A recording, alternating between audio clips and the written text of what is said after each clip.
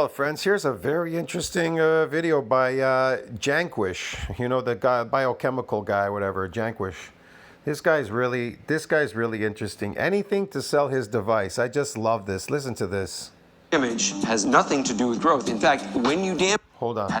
damage has nothing to do with growth. In fact, when you damage the muscle, when you create So muscle damage has nothing to do with growth. So let's go back to the beginning here. This thing is really...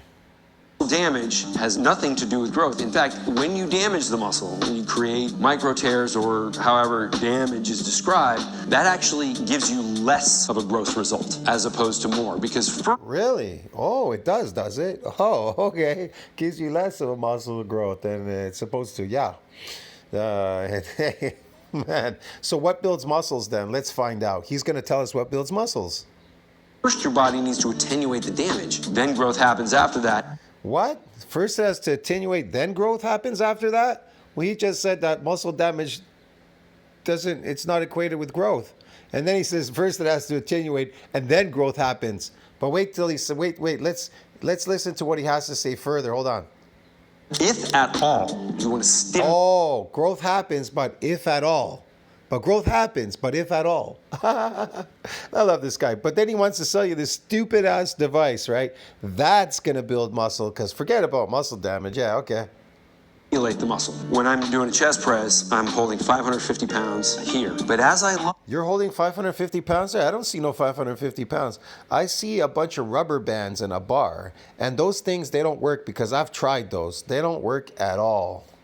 lower it, it's 300 pounds here. Yeah? And as I go down even further, it might be like 200 pounds or 175 pounds. Oh, yeah? As I'm doing this exercise, eventually I just can't get to the top anymore. So I go to fatigue. And then I shorten the range of motion and go to fatigue. Why do you need to get to the top? You busy there or what?